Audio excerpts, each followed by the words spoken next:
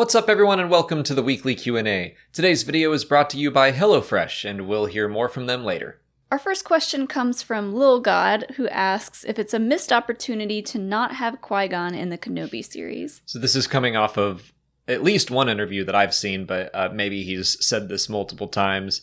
But Liam Neeson was being interviewed and said that he has not been approached to be in the Kenobi series. I saw this on Jimmy Kimmel, I think. Mm-hmm. I mean, of course he's going to say no. Like, I wouldn't take this as confirmation that he is not in the Kenobi series.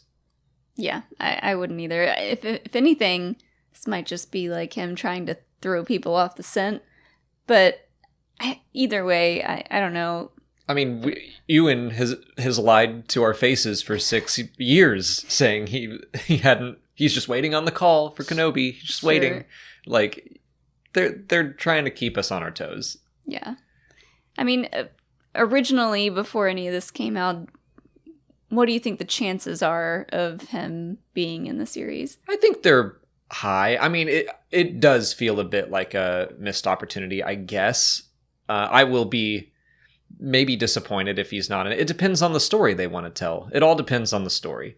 I really want to see Liam Neeson, even if he's just providing a voice, if he doesn't show up as a full-on Force ghost, that's fine. But I'd like to see him have some role in there. And I think that he'd be willing to do that. He came back for The Rise of Skywalker. He voiced Qui-Gon in the Clone Wars. Like, I think that he is also just like, yeah, give me a ring and I'll be Qui-Gon whenever you want. Yeah.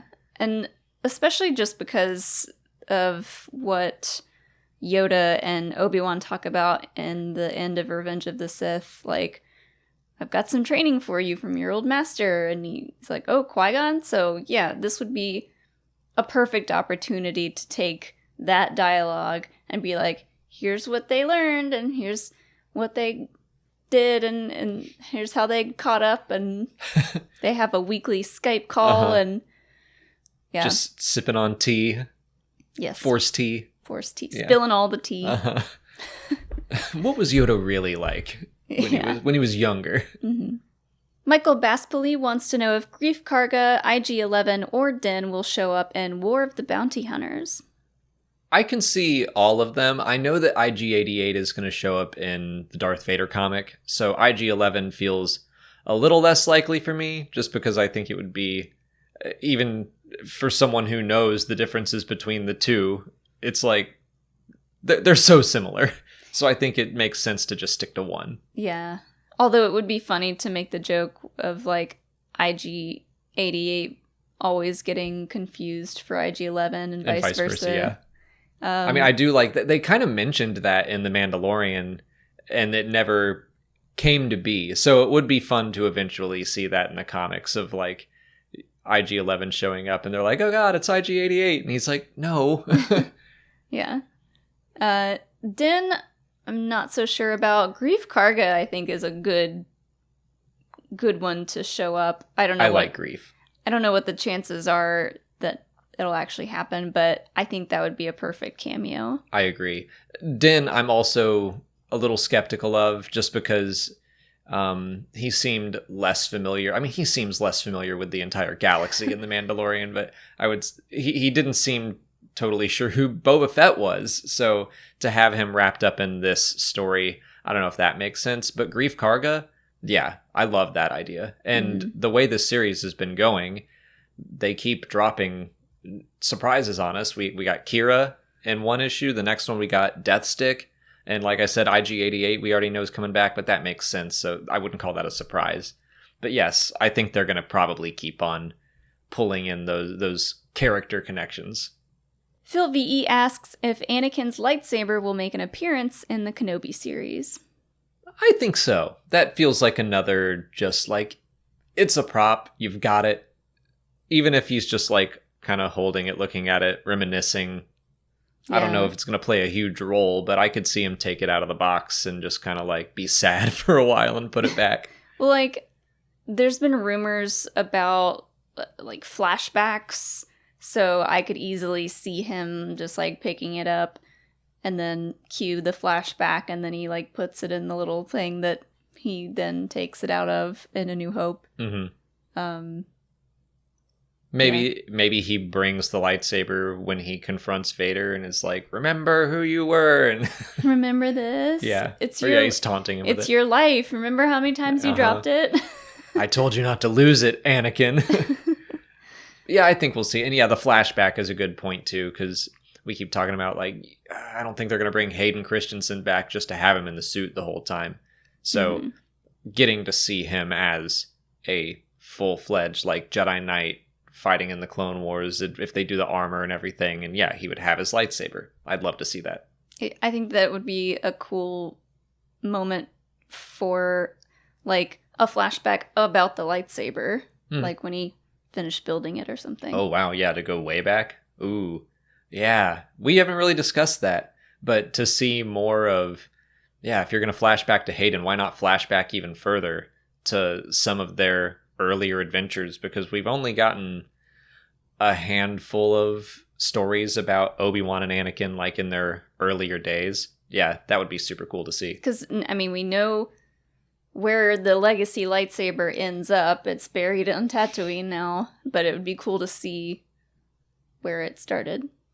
Caleb Diaz wants to know why Rey didn't disappear when she briefly died in The Rise of Skywalker. I mean, there's the whole, like, Force training that you need to get to become a Force ghost that most Force ghosts don't seem to have had to gone through. Like, Obi-Wan and Yoda and Qui-Gon, I think, all did it, but, like, Luke probably had time, but Qui-Gon didn't disappear. That's true. He didn't complete his training. That's the way they explain that away. And then he was, like, just a voice, and then eventually he became a Force ghost. But yeah, like Anakin didn't go through that training. So there's still something that needs to be explained about all that I guess once, I think I read someone say, like at Lucasfilm, say that those three kind of like opened the door for this to be a thing and they can help pull people through. Anyway, I think the Cosmic Force knew like Rey's not done. Yeah, so that's what I was going to say. Like, everything is like going according to plan, and her dying at that moment was like, yeah, the Force, the Cosmic Force, whatever you want to call it, like they're like, oh, now's Ben's chance to do what he's supposed to do, so we can't have her disappear, because then he would be like, okay, what do I do now? Yeah, and anything like that, I'll chalk it up to the Cosmic Force did it, and because it knows more than we do. Yeah. Phantom Jedi asks what every Sith's title would be if they all had names like Darth Plagueis the Wise. I thought this would just be a fun, goofy thing to run through. So, Darth Maul the Stubborn, maybe. Yeah, all mine are kind of like jokey. Yeah, Darth Sidious the Planner. The Schemer, yeah. or I think he'd want something like the Immortal, but that didn't quite work out. Darth Sidious the Best. Yeah. The bestest. The Senate. The Senate, yeah. That'd be good. Darth Tyrannus the Also Here. He just kind of... he was like useful for what Sidious needed him for, but he was never the plan. Darth Tyrannus the Swordsman. Yeah. Or the fancy PJs. I think in his mind, he'd probably want to be like Darth Tyrannus the Noble or something. Yeah. I think he would see himself as, like, even though he was a bad dude during the Clone Wars, he thought that the ends justified the means. I think he thought he had noble purpose. Yeah, or the Count, because that's fine. He was Count Dooku. Really doesn't leave anything up to mystery if he wanted to keep a lid on things, but nah. Darth Vader the Wheezing. Darth Vader the Redeemed. The Choker. Darth Vader the Daddy. The Daddy, yeah. Okay, that's the one. That's the one we're going with. All right. Like we mentioned before, today's video is sponsored by HelloFresh. They're here to make eating better and easier. No grocery stores or meal planning, just everything you need to prepare wholesome, delicious meals all delivered to your door. Molly and I actually do use HelloFresh because of how much time and energy it saves us. We like to cook together, but our schedule is usually pretty hectic. Being able to save time on trips to the store is huge, and a lot of the meals are ready to go in 20 or 30 minutes. Now we're able to cook together most nights of the week, and we get to try lots of different kinds of recipes that we might not have thought to make otherwise. The plans are flexible and can be easily changed to fit our schedule if we know we're going to need more or fewer meals on any given week. You can skip a week whenever you need. The recipes taste good and are the perfect amount for us. They also have plenty of options if you want to eat vegetarian or low calorie or fit any kind of diet. I was personally resistant to trying a meal kit service before, but it has genuinely been very helpful and fun for us. And HelloFresh has a special offer for everyone watching. Go to HelloFresh.com and use code StarWarsExplained12 to get 12 free meals, including shipping. On to YouTube questions. Joe Iorio asks why R7 changed colors in the Bad Batch. So yeah, this was at the end with the Martez sisters, and everyone was like, wait a second, that looks like a completely different droid. And yeah, it started out one set of It two. starts out with like the classic, it looks like R7 from the Clone Wars. Yeah, and then it's like all of a sudden kind of like dark gray and orange. It is a completely different astromech droid. Yeah. So I think this is just like a mistake that got overlooked. I was going to say, it's the same reason that Sabine didn't have a neck that one time in Star Wars Rebels. Like, sometimes, there's a lot of spinning plates when it comes to animation and things fall through the cracks. So I'm pretty sure the second astromech, the fake R7, is the one from Cut and Run, episode 2. The one that like sounds the alarm on Omega and Wrecker hits it on the head. So I'm sure they just have like a box of R2 astromech skins and they just dragged the wrong one in for that scene. That'd be my assumption. But I think it was supposed to be the reddish looking R7 and they just oopsied. Yeah. Stuff happens. Haas Mork Tophole wants to know why we didn't see any A-Wings at the Battle of Scarif or Yavin. The real reason, it's the same reason we didn't see any U-Wings in any battle except for Scarif. Except now we have it. They're at Endor too and stuff. But I would say that maybe most of their A-Wings were just obliterated. We see a lot of them blow up in Star Wars Rebels. So I think they were probably just like trying to build back up their A-Wing fleet by the time of Endor. Yeah. It's either that or they were... We also know that like Mon Mothma evacuated Yavin 4 to get away from the Death Star. They were like, we need to send our leadership away in case the Empire is successful. And maybe they sent all of their A-Wings as escort. Yeah, I think they were just, like you said, slowly building the fleet back together. And those were the last to be added. I don't know. Sumil Mukherjee asks why the Bad Batch didn't just copy the tactical droid's data onto another rod before giving it to the Martez sisters.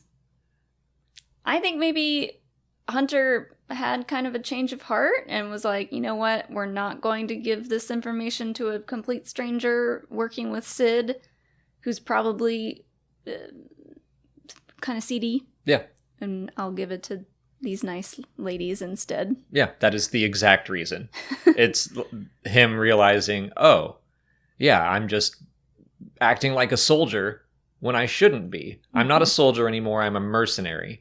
And it's time to question my orders when some person I just met who is taking advantage of us just says, get this data and I'm going to sell it to someone and you don't need to know who. He doesn't know who he's working for, what that data is going to be used for, and the Martez sisters point that out. And he's like, you're right. Here you go. What they didn't show us was all the other members of the Bad Batch being like, what the heck, dude? We're not going to get paid this week. Yeah. I mean, I think they're probably on board. Like, Echo also seems like he's not super happy with the situation that they're in. But I would also say that maybe that was their last data rod, because we saw them use their last bomb in episode 4. So that's true. They're probably low on supplies, but the big reason is that gesture means nothing if they had their own copy and they were going to get paid anyway.